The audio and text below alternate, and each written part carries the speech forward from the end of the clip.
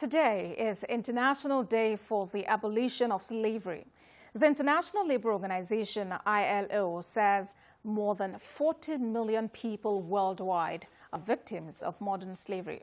Although modern slavery is not defined in law, it is used as an umbrella term covering practices such as forced labor, debt bondage, forced marriage, and human trafficking. The ILO has adopted a new legally binding protocol designed to strengthen global efforts to eliminate forced labor, which entered into force in November 2016. Joining me in the studio for more on this discussion is migration expert Emmanuel Okonkwo.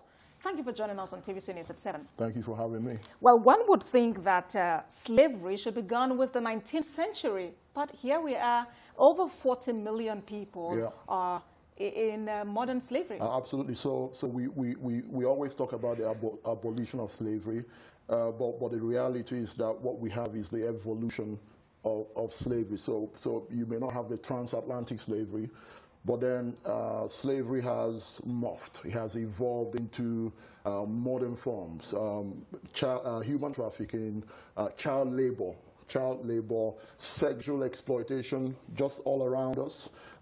If you stepped out from this studio and stepped on the Ikorodu Road at this moment, you're going to find children. My kids are home. They've just come back from school. They've probably eaten and doing their homeworks. But you find children out there hawking something with parents waiting at home for them to bring money home. That's slavery. So even though we may have, I think it was Abraham Lincoln, Wilberforce, we may have ended transatlantic slavery, but the modern form of slavery is very much with us. Now, the description he gave about those children is quite disturbing because according to the global statistics, about 1 in 10 children is actually engaged in that form of slavery. And it's really sad. How exactly do we now make right this wrong? Well, the first thing is to recognize that it is wrong. Right? I don't think there's a recognition of that from a governmental level, because, as I said, get out of the studio, drive to Ikorodu Road today in Lagos. You're going to find children who should be in school or should be at home, and they're hawking and they're selling stuff. So, and we drive past, nobody complains. So there's no recognition. So you're not going to solve a problem until you recognize that there is a problem. So the first thing is a recognition that this is not supposed to be happening. And then once you've done that, then you could begin to ask yourself, how do we deal with the various forms of it? Why are these kids on the street selling banana? Then if you live here, go down to some of the slums around here, you're gonna find young girls almost hawking their body, and their parents know about this because I work in this Corona NGO that work in this community. So these young women are around hawking their bodies, not as prostitutes per se, but we know what they're doing, and the money goes back home, and nobody's worrying about it. So if we don't recognize that this situation is wrong, we can't even begin to solve the problem. This is a really fundamental problem, and as a result of economy and other issues, we also have people talking about seeking greener pastures out there. So you have them travel either by sea and seaworthy boat, you have them travel through the desert, and when they even get there, it's not like a safe landing at all. I mean, all of these amount to slavery. Absolutely.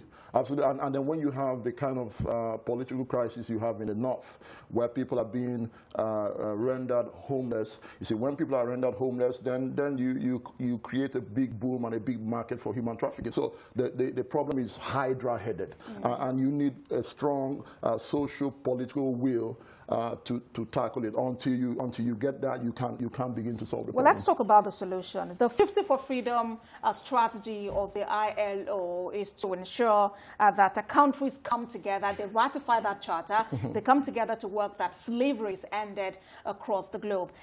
From what you've explained, Nigeria doesn't seem to be faring very well, but let's talk about the solutions. How do we get out of here? Well, I said the key thing is, slavery is exploitation of people for personal and commercial use. That's the definition of modern slavery. And so, you know, if the economy is terrible, I work with a lot of these young people who go through the desert, they go into Europe. The main thing driving them out is the economic crisis in our nation. We're not creating jobs. We're not creating enough jobs. And you know, we could do these palliative things, but I'm thinking, can we not just create jobs for people? You know, I want to give somebody a motorbike to ride, and come on, man.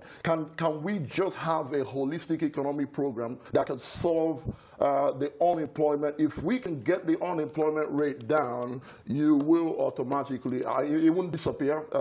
Human trafficking, slavery won't disappear. But if people have jobs to do, then they have an alternative. At this moment, the folks that I'm working with, or working with in K2, Shangisha, the slums of K2, they don't have options. So, you know, tackle the economic problem, get the unemployment rate down, and then you're halfway in solving this problem. All right, and there are actually some government initiatives out there that youth are expected to key into to help in this poverty alleviation exercise. Migration expert Emmanuel Okonkwo, thank you for joining us on TVC News at 7. Thank you for having me.